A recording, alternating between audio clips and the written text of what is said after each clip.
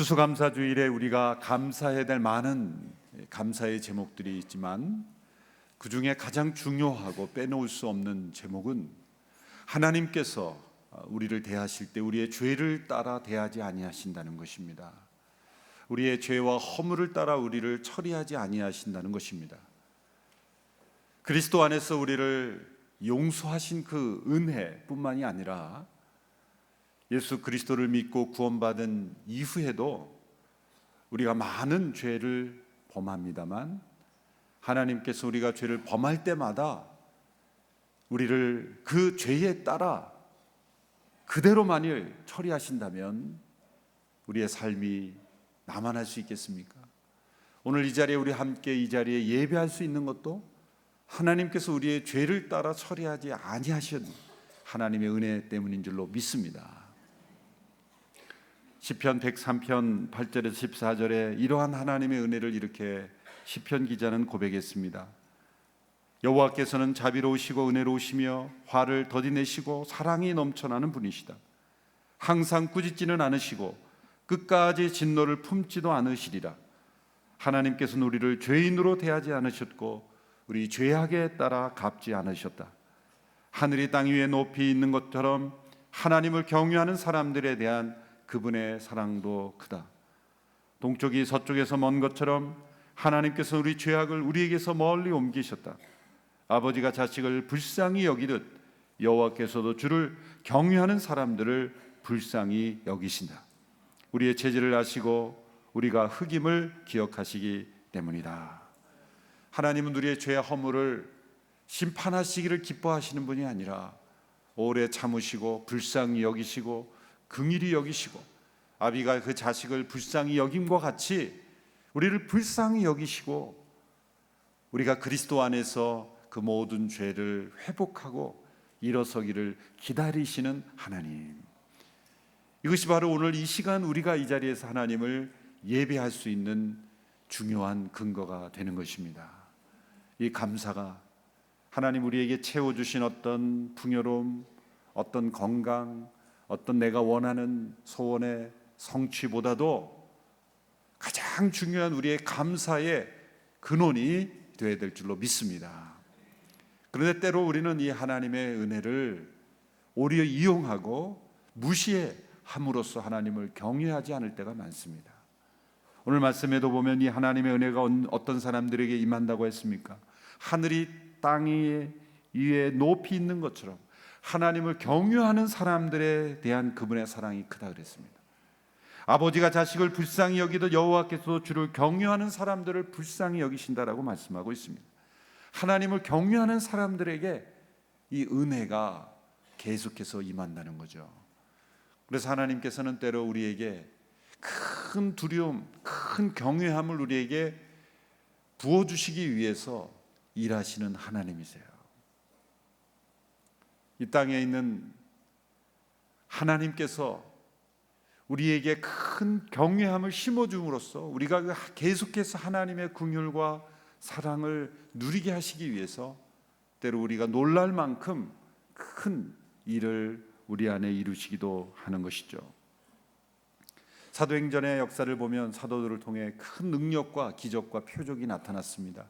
수많은 사람들이 그 기적과 표적의 놀람으로 예수님을 믿고 사도들의 인도에 따르게 되었습니다. 그러나 또 한편으로 사람들이 그 기적과 표적만을 바라고 그리고 그 기적에만 놀라워서 예수님을 믿게 되는 경우에 사단은 그것을 놓치지 않고 그 공동체를 공격합니다.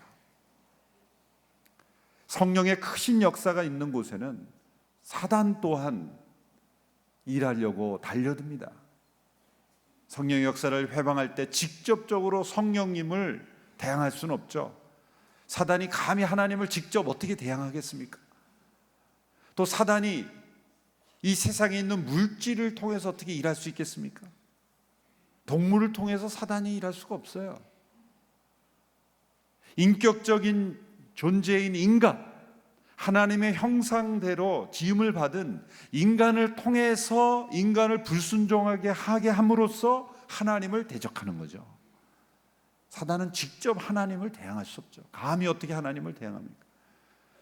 그런데 하나님의 형상대로 지음을 받은 인간을 통해서 하나님을 대적하고 하나님의 역사를 회방하는 거죠. 그래서 사단은 끊임없이 인간을 공격하는 거죠. 자연 만물은 하나님을 대적할 수도 또 하나님의 역사를 회방할 수도 없어요. 최초의 인간인 아담을 공격했던 사탄, 또 하나님의 아들이셨던 예수님까지 공격했던 사단은 하물며 우리를 공격하지 않겠습니까? 하물며 교회를 공격하지 않겠습니까? 성령의 역사가 있는 곳에는 사단은 부지런히 쫓아다니며 일하는 거예요. 그런데 일할 때 보이지 않게 일합니다. 우리가 모일 때 사탄은 성도들이 모이는 곳에 먼저 가서 준비합니다. 먼저 가서 시험 당할 일을 이렇게 준비합니다. 순장님에게 전화해서 내가 다음 주에 당신들 순모임을 공격했더니 준비해서 이렇게 전화 안 합니다. 은밀하게 믿었던 관계를 통해서 방심하게 하고 은밀한 공격을 하는 거예요. 스텔스 어택을 하는 거예요. 그래서 방심한 사이에 서로 상처 주고받고 서로 오해하게 하고 서로 미워하게 하고, 그래서 하나님의 나라가 이루어지지 못하게 방해하는 거죠. 사단은 교회 밖에 있는 사람들을 통해서 하나님의 백성들을 공격하는 것이 실패할 가능성이 높다는 것을 잘 알아요. 교회 밖에 있는 사람들이 하나님을 대적할 뿐만 아니라 교회를 공격하면 교회는 더욱더 견고해집니다. 그래서 교회 안에 있는 서로를 통해, 우리를 통해서, 특히 리더십들을 통해서 하나님의 교회를 허무는 일을 행하는 것이죠. 우리 모두가 예외 없이 이런 사단의 공격을 받을 수 있고 또 사단의 도구가 될 수 있다는 것을 생각하면서 우리가 서로가 서로를 경계하면서 세워야 가야 될 줄로 믿습니다. 오늘 본문은 사단이 초대교회, 교회의 사도행전적 교회의 한 일꾼된 가정을 무너뜨려서 교회를 공격하는 이야기를 우리에게 들려주고 있습니다. 사도행전에는 어울리지 않는 것 같은 그런 이야기입니다. 성령이 충만한 초대교회는 있을 수 없는 그런 일들, 그런 이야기처럼 보입니다. 그러나 성경은 진실을 숨기지 않습니다. 있는 그대로, 좋은 이야기로만 꾸미지 않고 있는 그대로를 드러내어서 우리를 교훈하고 있습니다. 이 사건의 개요는 이렇습니다. 아나니아라는 사람과 삽비라라는 사람이 자신의 땅을 팔아서 헌금을 했는데 이 부부가 그 땅을 판 값을 전부 내지 않고 일부를 감추었어요. 그리고는 전부를 내었다고 거짓말을 했습니다. 베드로는 성령의 특별한 은사를 가지고 있었기에 그 사실을 알게 되었습니다. 아나니아를 책망했습니다. 아나니아가 베드로의 말을 듣고 쓰러져서 그 자리에서 죽었어요. 아나니아가 죽은 지 3시간 후에 그의 아내 삽비라가 왔습니다. 아나니아가 죽은지 모르고 베드로에게 왔을 때 베드로가 땅을 판 값이 이것이 전부냐라고 질문했을 때 예, 이것뿐입니다 라고 동일한 거짓말을 했어요. 그 즉시 삽비라도 역시 남편처럼 베드로의 발 앞에 엎드려 죽었습니다. 이 아나니아라는 이름은 하나님의 은혜로우시다라는 뜻이고 삽비라는 아름답다라는 뜻인데 그들의 이름에 맞지 않는 일이 일어난 거예요. 너무나 충격적인 사건입니다. 저는 어려서 이 스토리를 처음 읽었을 때 굉장히 두려웠습니다. 왜냐하면 초등학교 때 헌금을 내지 않고 과자를 사 먹었던 기억이 있었기 때문에 헌금 내지 않고 그냥 내는 척하고 주머니에 넣고 예배 후에 맛있는 과자를 사 먹었던 그 이후에 이 스토리를 읽고 큰 두려움이 제게 임했어요. 아마 저와 같은 일을 저지른 분은 모두 다 오늘 본문에 가슴이 떨릴지도 모릅니다. 여러분, 이야기가 우리 모두에게 충격적인 이유는 무엇입니까? 아나니아 삽비라가 불신자가 아니었다는 거죠. 여러분, 헌금을 어쨌든 한 사람 아닙니까? 그렇죠? 안 한 사람보다는 낫지 않나? 이런 생각을 할 수도 있어요. 또 이분들은 교회의 중요한 역할을 감당하는 어쩌면 직분자일 수도 있습니다. 하나님께서 그들의 행위에 대한 형벌로 죽음을 내리셨다는 것은 지나쳐 보입니다. 그냥 징계 정도 하셔서 계속 일하도록 하시는 것이 더 합당하지 않을까, 그런 생각이 들 수도 있습니다. 하나님은 왜 이렇게 충격적인 사건을 내리셨는가라는 것을 우리는 세밀하게 살펴봐야 합니다. 우선 이 부부가 낸 헌금은 일종의 특별 헌금의 성격이었다는 거예요. 자, 이 사건의 배경을 보면 4장 후반부에 나오는 초대교회 성도들이 어떻게 생활했는가를 보여주는 말씀을 먼저 살펴봐야 합니다. 32절에서 35절까지의 말씀을 우리 같이 한 목소리로 읽어볼까요? 시작. 모두 한 마음 한 뜻이 됐습니다. 자기 재물을 조금이라도 자기 것이라고 주장하는 사람이 없었고 가진 것을 모두 공동으로 사용했습니다. 사도들은 큰 권능으로 주 예수의 부활에 대해 증거했고 풍성한 은혜가 그들 모두에게 임했습니다. 그들 가운데 부족한 것이 있는 사람은 전혀 없었습니다. 이따금씩 땅이나 집을 소유하고 있던 사람들이 그것을 팔아서 돈을 가져다가 사도들의 발 앞에 바쳤습니다. 그러면 누구든 필요한 사람에게 나눠줬기 때문입니다. 믿는 사람들은 모두 한 마음과 한 뜻이 되어서 자기 것이라고 주장하지 않고 함께 은혜를 나누었다는 거예요. 그런데 특이할 단어는 이따금씩, 이게 항상 있는 일이 아니라 이따금씩, 종종, 가끔 이런 일이 있었다는 거예요. 땅이나 자기 집을 소유하고 있는 사람들이 그것을 팔아서 사도들에게 갖다 드리면 그것을 필요한 사람들에게 나누는, 그것이 이따금씩, 그러니까 모든 사람에게 강요하는 공산주의식 그런 분배가 아니라 지극히 자발적으로, 지극히 자원하는 마음으로 자신의 원함을 따라 이따금씩 일어났던 일이라는 거죠. 그 가운데서 특별히 36절, 37절에 보면 한 사람의 행동을 주목해서 기록하죠. 오늘 본문이 36절부터 시작하죠. 한번 읽어보겠습니다. 36절, 37절 시작. 키프로스 출신인 요셉이라는 레위 사람이 있었습니다. 사도들은 그를 바나바라고도 불렀습니다. 바나바는 위로의 아들이라는 뜻입니다. 그 사람이 자기의 밭을 팔아서 그 돈을 사도들의 발 앞에 갖다 놓았습니다. 이따금씩 일어났던 일 중에 바나바라는 사람, 그런 키프로스 출신이고 요셉이라는 레위 사람, 바나바, 위로의 사람이라 그런 뜻이죠. 개역에는 권위자다. 근데 권위라는 게 오소리티가 아니라 위로라는 뜻의 권위라는 뜻입니다. 우리 권사님들, 권사의 직분이 위로자라는 뜻이에요. 그게 위로자, 그게 가장 중요한, 그 슬픔 당하고 어려움 당한 이웃들을 위로하는 직분이 권사 직분이에요.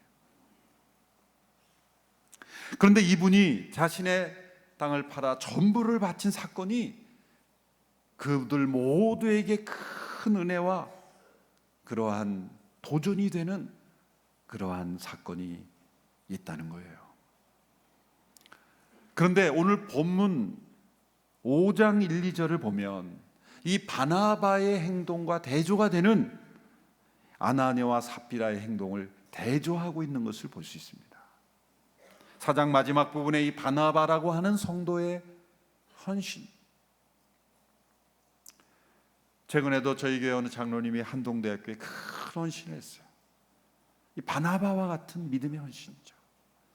정말 그런 믿음의 헌신이 저희 교회 리더십 장로님들 가운데 있다는 것이 얼마나 큰 자랑스러워, 하나님 얼마나 기뻐하실까. 이 바나바를 보면서 그런 생각을 했습니다. 그런데 5장 1, 2절에 보면 이 아나니아 삽비라가 바나바의 행동과 대조가 되는 거예요. 1, 2절을 보십시오. 제가 읽어보겠습니다. 아나니아라는 사람은 그의 아내 삽비라와 함께 재산을 팔았습니다. 그는 그 돈의 일부를 떼어 자기 것으로 숨겨두고는 나머지를 사도들의 발 앞에 가져와 바쳤습니다. 그의 아내도 이 사실을 다 알고 있었습니다. 이 부부는 땅을 팔았습니다. 그런데 그 돈의 일부를 떼어 자기 것으로 숨겨두고는 사도들에게 갖다 주면서 전부라고 말했던 거예요. 베드로는 특별한 은사를 하나님께로부터 받았습니다. 그리고 이렇게 말했습니다. 3절 4절 우리 같이 읽어볼까요? 시작. 그러자 베드로가 말했습니다. 아나니아야, 어떻게 내가 사단에게 마음을 빼앗겨 성령을 속이고 땅값으로 받은 돈의 일부를 내 것으로 몰래 숨겨놓았느냐? 그 땅은 팔기 전에도 내 소유였고 또 팔고 난 뒤에도 내 마음대로 처분할 수 있지 않았느냐? 그런데 왜 이런 일을 마음에 품었느냐? 너는 사람을 속인 것이 아니라 하나님을 속인 것이다. 베드로의 책망의 내용은 이것입니다. 첫째는 사단이 아나니아와 삽비라의 마음속에 가득하여 성령을 속이게 되었다. 너희들이 사단에게 마음을 빼앗겨 사단의 도구가 되었다. 사단이 그들의 마음을 사로잡았지만 동시에 아나니아가 스스로 마음에 두었다는 거죠. 4절 후반부에 왜 이런 일을 마음에 품었느냐? 그들의 선택으로 마음에 품었다는 거예요. 베드로가 책망한 이유는 전부를 내지 않았다는 것이 아닙니다. 전부를 내지 않고 일부를 자신들이 갖고 일부만 냈다고 책망하는 게 아니에요. 내려면 전부를 내지 왜 일부만 내? 그게 아니에요. 하나님이 우리가 하나님께 전부를 안 내고 일부만 냈다고 진노하시는 하나님이실까요? 아니죠. 지금 일부만 냈다고 징벌을 가신 게 아닙니다. 오해하시면 안 되죠. 전부를 안 내면 하나님이 우리를 미워하시는 분이 아니에요. 정반대입니다. 하나님은 우리가 아무것도 내지 않아도 하나님은 여전히 사랑하십니다. 이래 아멘하고 아무것도 내지 않는 믿음이 되지 않게 되길 바랍니다. 우리가 무엇인가를 내면 하나님이 더욱더 우리를 사랑하시고 아직 그 낼 만한 믿음이 없으면 우리를 미워하시고 그런 하나님이 아니세요. 우리가 얼마나 냈는가에 따라서 우리에 대한 사랑이 바뀌시는 하나님. 적게 내면 미워하시고 많이 내면 더 사랑하시 그런 하나님이 아니세요. 정말입니다. 지금 하나님이 적게 냈다고 이들을 심판하신 게 아니에요. 본질은 뭡니까? 베드로가 이렇게 말하죠. 하나님이 너에게 맡기신 건 너희의 고난이다. 얼마를 내든지 너희의 마음이다. 언제 하나님이 내라 그랬느냐? 너희들이 내고 싶으면 내고 내지 않아도 당신의 권한이다. 문제는 일부를 내놓고 전부를 냈다고 거짓말을 한 것이 문제다. 왜 전부를 냈다고 거짓말을 하느냐? 아나니아가 이 책망을 듣는 순간 쓰러졌고 그 순간 죽었습니다. 엄청난 사건이에요. 말하자면 멀쩡하던 사람이 헌금 시간에 죽은 거예요. 하나님께서 만일 오늘 이 시대에 이것을 일반적인 원리로 일하신다면 아마 헌금 시간에 돌아가시는 분 많을 거예요. 아마 교회 지하실에 시신 보관소를 따로 보관해야 될지도 몰라요. 교회에서 일반적인 원리로 하신 건 아니에요. 특별한 경우에 보여주신 거예요. 여러분, 하나님이 이렇게 거짓말하는 이들을 아나니아와 삽비라처럼 우리를 대하시지 않은 은혜에 감사해야 되는 거예요. 감사해야 되는 거예요. 그런데 문제는 삽비라도 3시간 후에 와서 동일한 거짓말을 했다는 거예요. 짠 거예요. 그래서 결국 남편의 간 길을 따라간 거예요. 여러분, 왜 이 부부는 일부를 냈으면서 전부를 냈다고 그렇게 거짓말을 했고 거짓말하기로 입을 맞췄고 그런 결정을 내렸을까요? 그것이 사단의 마음에 뺏긴 것이고 사단의 마음을 내어준 것이다, 이렇게 지적했어요. 그것은 바로 바나바로부터 시작한 거예요. 바나바가 그랬다는 게 아니라 바나바와 자신들을 비교한 거예요. 이 본문이 이걸 대조하고 있죠. 바나바가 전부를 드렸다고 그렇게 광고 시간에 광고가 되고 모든 성도로부터 칭찬을 받고 인정을 받는 것 같으니까 아나니아 삽비라는 비교의식으로, 경쟁의식으로 실제보다 더 영적으로 보이고 싶고 우리도 전부를 냈다고 말하고 싶었던 거예요.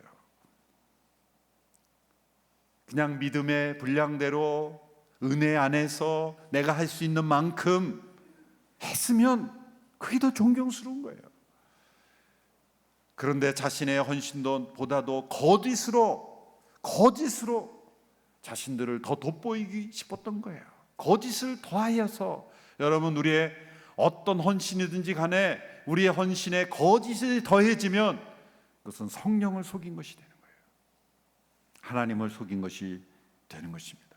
그들은 거짓말을 해서라도 영적으로 더 탁월한 사람으로 인정받고 싶었던, 이것이 위선이요 거짓이요 성령을 속인 것으로 취급했던 것입니다. 그럼에도 불구하고 여러분, 우리는 하나님께서 아나니아 삽비라를 너무 심하게 다룬 것이 아닌가라는 생각을 하게 되지 않습니까? 왜 이렇게 아나니아 삽비라를 엄하게 다루셨는가? 세 가지 이유를 생각해 볼 수 있습니다. 첫째로, 하나님은 이 사건을 통해 이제 막 시작한 성령 충만한 이 공동체를 더욱 거룩하고 순결하게 보호하기를 원했어요. 그래서 큰 두려움이 임하게 하심으로 하나님은 이 거짓을 기뻐하지 않는다는 것을 그 공동체에 보여주기를 원하신 거예요. 그래서 사단이 이 거룩한 공동체를 해치지 못하도록 보호하시는 차원에서 일을 하신 거예요. 4장 11절의 말씀을 보십시오. 같이 읽어볼까요? 5장 11절 시작. 온 교회와 이 일에 대해 소문을 들은 모든 사람들은 큰 두려움에 사로잡혔습니다. 그래서 그 결과 14절에 보면 점점 더 많은 사람들이 주를 믿게 돼 그 수가 늘어났습니다 라고 말합니다. 큰 두려움이 임함으로 교회가 거룩하고 순결해짐으로써 주께 나오는 자가 더 많아졌다. 여러분, 이것이 하나님의 전도 방법이에요. 하나님의 전도 방법은 우리가 말을 잘해서 사람들을 설득시키는 것이 아니라 교회 안에 거룩과 순결이 가득함으로 하나님을 크게 경외하는 그 두려움이 가득한 거룩하고 순결한 공동체가 되면 하나님이 믿는 사람을 더하게 하시는 거예요. 하나님께서 세우신 기관이 처음 시작하고 그 순수성을 지키기 위해서는 때로 하나님 매우 엄격하게 다루시죠. 레위기 10장에 보면 나답과 아비후가 다른 불을 가지고 분향했을 때 하나님께서 징벌하셔서 그들을 죽이셨어요. 또 우사라는 사람이 다윗의 명을 받아 법궤를 옮길 때 어깨에 제사장들이 메고 옮겨야 되는 그 법궤를 힘들다고 편리하게 수레에다가 이렇게 끌다가 수레가 이렇게 흔들리자, 법궤가 흔들리자 법궤를 손으로 잡았을 때 그가 죽임을 당했죠. 아니, 법궤가 지금 수레에서 떨어지면 잡은 것이 영웅이지 왜 죽임당해야 되나, 그렇게 생각하시면 안 되죠. 원래 제사장들이 어깨에 매야 되는 것을 편리하게 하려고 수레에 끌어버린 거예요. 지금 막 다시 한번 나라가 회복되고 이 하나님 앞에 드려지는 예배가 회복되는 그 시간에 하나님은 엄격하게 다루시는 거예요. 이스라엘 백성들이 가나안을 정복할 때 아간이라는 사람이 하나님의 명을 어기고 전리품을 숨겼을 때 하나님이 그 징벌하신 것을 보죠. 하나님께서 처음으로 기관을 시작하시고 새로운 일을 시작하실 때 그 거룩하고 순결함이 손상될 때 하나님은 심히 엄하게 다루심으로 사단이 그 공동체를 넘어서지 못하도록 막으시는 거예요. 그래서 이 아나니아 삽비라를 초대교회 그 4장에 나타난 그 순결함, 여러분, 옷이 깨끗하고 하얗면 흠이 더 크게 보이듯이 깨끗한 옷으로 지금 입고 있는 그 공동체를 더욱 하나님께서 보호하시기 위해서 강하게 다루신 거예요. 두 번째로, 하나님이 이 사건을 통해 교회를 진리 안에서 성장해 가는 것을 원하신 것을 깨닫게 하신 거예요. 예수님은 내가 곧 길이요 진리요 생명이라고 말씀하셨어요. 성령님은 진리의 영이십니다. 디모데전서 3장 15절 후반부에 보면 이 집은 살아계신 하나님의 교회요 진리의 기둥과 터라고 말씀했습니다. 교회는 진리 위에 진리 안에서 세워져 가는 공동체입니다. 베드로전서 1장 22절의 말씀 같이 읽겠습니다. 시작.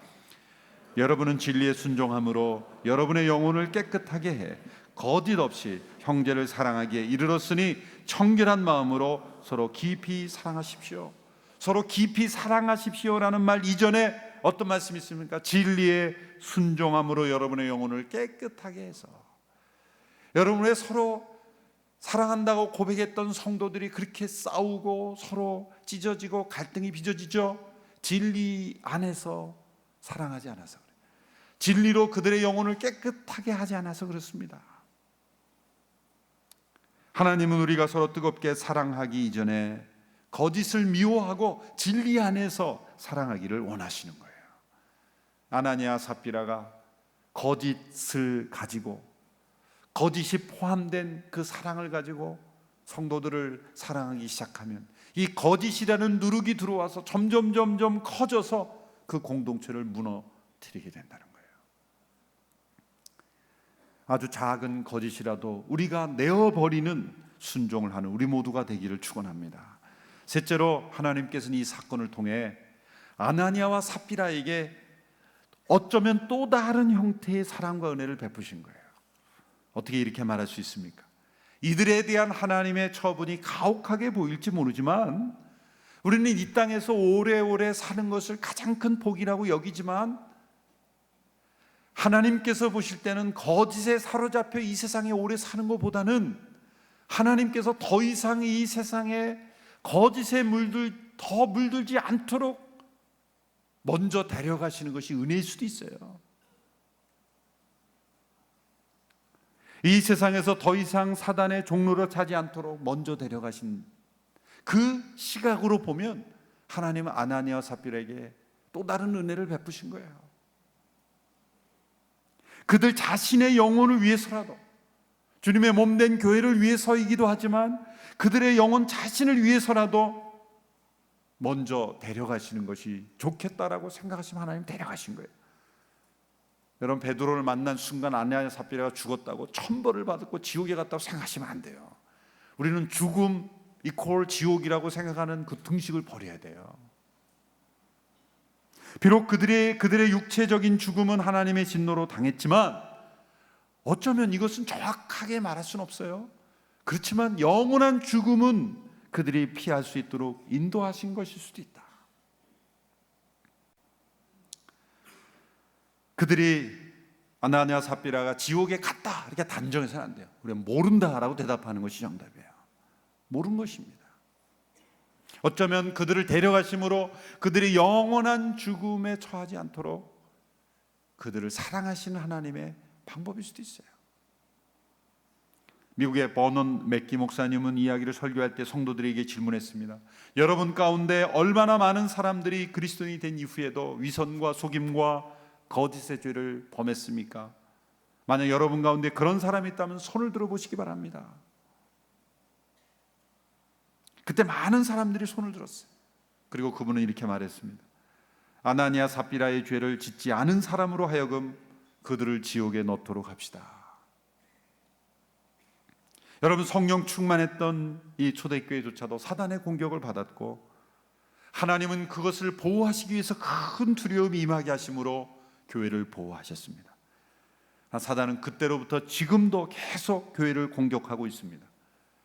교회를 무엇으로 공격합니까? 우리 자신에 있는 거짓을 통해 공격하는 거예요. 사단이 공격할 명분을 주지 않는 것이 유일한 길입니다. 그것은 하나님을 크게 경외하고 두려워하는 것입니다. 쓰레기가 있으면 더러운 벌레들이 모이듯이 사단이 가장 좋아하는 우리 안에 있는 사단의 음식이 뭔지 아십니까? 잘못된 비교의식이에요. 아나니아 삽비라가 바나바와 자신을 비교할 때 그저 자신의 믿음의 분량대로 자신이 할 수 있는 만큼 자신이 그 주신 은혜대로 감사의 분량만큼 했으면 문제가 없죠. 그런데 일부를 내고 전부를 낸 바나처럼 인정받고 존경받고 싶었던 거예요. 거짓으로 자신들을 드러내기를 원했다는 거예요. 하나님은 그것을 중하게 다루셨던 거예요. 그래서 큰 두려움이 임하게 하셨고 초대교회를 더욱더 성령 안에 진리 안에 바로 선 교회가 되게 하신 것입니다. 여러분, 우리 안에 이런 잘못된 비교의식이 있을 때 사단이 틈탑니다. 공격합니다. 여러분, 우리는 다른 어느 누구처럼 될 필요가 없습니다. 사람을 의식할 필요가 없습니다. 우리는 오직 하나님만을 두려워하며 나갈 때 사단이 우리를 공격하지도 못하고 우리는 우리의 믿음이 점점 자라게 될 줄로 믿습니다. 하나님 앞에 더욱 정직하고 진리에 더욱 순종한다면 교회는 사단을 이길 것입니다. 그리고 우리는 하나님의 은혜 가운데 날마다 거하게 될 것입니다. 큰 두려움이 임했던 초대교회처럼 오늘의 교회 안에도 큰 두려움이 임하는, 꼭 이런 사건만이 아니라 평상시 하나님을 경외하고 감사함으로 나감으로 우리 모두가 하나님이 예비하신 은혜를 누리게 되는 복된 교회 되기를 축원합니다. 기도하겠습니다. 하나님 아버지, 큰 두려움이 임하게 하심으로 하나님을 경외하도록 인도하신 이 사건을 통해서 우리 모두가 우리 안에 있는 잘못된 비교의식, 거짓으로 포장하려는 우리의 생각들을 내려놓고 하나님을 두려워하는 우리 모두가 되게 하여 주옵소서. 더욱더 성령 안에 진리 안에 순종함으로 자신을 깨끗하게 함으로 형제를 사랑함으로 주를 경외하는 복된 교회 되도록 역사하여 주시옵소서. 예수님의 이름으로 기도하옵나이다. 아멘.